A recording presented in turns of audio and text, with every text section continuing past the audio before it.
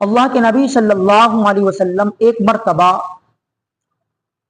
صحابہ کرام رضوان اللہ تعالی علیہم اجمعین کے ساتھ کہیں پر جا رہے تھے۔ راستے کے اندر بکری کا ایک بچہ کہ جس کا کان ایک چھوٹا تھا، وہ بچہ بکری کا مرا ہوا پڑا تھا، جو عیب والا تھا۔ یہ حدیث شریف یہ بتلاتی ہے کہ اللہ کے نبی صلی اللہ علیہ وسلم کا انداز صحابہ کرام کو سمجھانے کا کیسا انداز تھا، آپ کا طریقہ کیسا طریقہ تھا،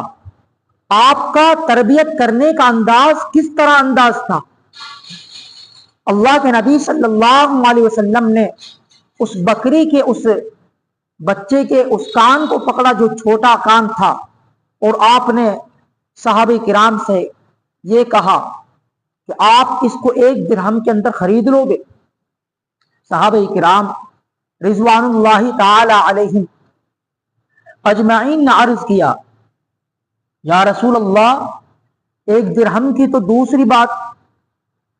اس کو کوئی مفت میں بھی نہیں لے گا۔ پہلی بات تو یا رسول اللہ یہ ہے کہ عیب والا یہ بکری کا بچہ ہے، دوسرا یہ مردار ہے، مرا ہوا ہے، یہ زندہ نہیں ہے۔ زندہ بھی ہوتا تو پھر بھی اس کو مفت میں لینے کے لیے تیار نہیں تھے، اس لیے کہ یہ عیب والا بکری کا بچہ ہے۔ اللہ کے نبی صلی اللہ علیہ وسلم نے ارشاد فرمایا کہ جس طرح تم اس کو ایک بے ذلیل، بے وقت اور اس کو تم سمجھ رہے ہو، اور اسی وجہ سے اس کے مالک کے نزدیک اس کی قدر نہیں ہے، جس کی وجہ سے یہ باہر پڑا ہوا ہے، ٹھیک اسی طرح اللہ کے نزدیک دنیا کی بھی کوئی قدر اور منزلت نہیں ہے، دنیا بھی اسی طرح اللہ کے نزدیک بے وقت ہے۔ تو لہٰذا یہ دنیا ایک محض دھوکہ ہے۔ دنیا کو پرکھو، دنیا کو برتو، دنیا والوں کے شریعت کی روشنی میں حقوق ادا کرو، مگر دنیا کو اپنے اوپر حاوی نہ ہونے دو۔ جو ہمارا مقصد زندگی ہے اس مقصد زندگی کو پہچانے۔ ایک صحابی رضی اللہ تعالی عنہ کا آپ علیہ الصلوۃ والسلام نے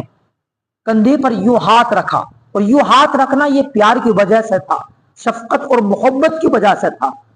اور آپ نے کہا کن فی الدنیا کأنک غریب، تم دنیا میں اس طرح رہو جیسا کوئی اجنبی ہوتا ہے، او عابر سبیل، یا کوئی مسافر ہوتا ہے، اس طرح تم دنیا کے اندر رہو، اس طرح دنیا کے اندر رہتے ہوئے زندگی بسر کر۔ اجنبی کوئی پردیسی،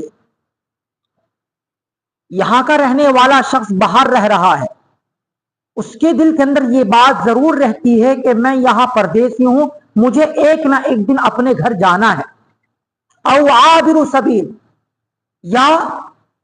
مسافر کی طرح رہو۔ مثال کے طور پر یہاں سے میرٹھ کوئی بندہ جائے،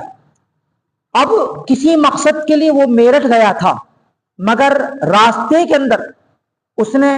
کسی خوبصورت چیز کو دیکھا، بس وہ وہاں پر ہی مگن بن گیا اور سوچنے لگا کہ میں یہاں پر مکان بنا لوں، میں یہاں پر دکان بنا لوں۔ جو مقصد اصلی میرٹھ جانا تھا، اور میرٹھ کے اندر بھی جو اس کا مقصد تھا، اس مقصد کو بھول گیا، تو اس شخص کو عقل مند کہیں گے یا بے وقوف کہیں گے؟ یہ بے وقوف ہے کہ اپنے مقصد کو بھول گیا۔ تو ہم بھی اسی طرح دنیا کے اندر زندگی گزارے کہ جس طرح ایک مسافر جو اپنے مقصد کے لیے سفر کر رہا ہوتا ہے، اس کو بیچ میں کہیں نہیں رکنا ہوتا، اپنے مقصد پر اس کو اترنا ہوتا ہے، پہنچنا ہوتا ہے۔ تو ہمارا مقصد زندگی دنیا کے اندر اللہ کے حکم کی فرما برداری، اللہ کے حکم کو ماننا، اللہ کے نبی صلی اللہ علیہ وسلم کی پیروی کرنا، اللہ کے نبی صلی اللہ علیہ وسلم کی سنتوں کو فالو کرنا، آپ کی سنتوں پر عمل کرنا، آخرت کی تیاری کرنا، یہ ہمارا مقصد زندگی ہے، یہ ہمارا مقصد بندگی ہے۔ لیکن آج ہم حالات کو دیکھیں، آج ہم گھروں کے حالات کا جائزہ لیں، تو آج اللہ کے حکم کو گھر گھر توڑا جا رہا ہے. کہنے کے لیے نمازی ہیں مگر گھر کے اندر چاہے بیٹا توڑے، چاہے بیوی توڑے، چاہے ماں توڑے، چاہے اولاد یا بیوی توڑے، کوئی نہ کوئی اللہ کا حکم ضرور توڑ رہا ہوتا ہے.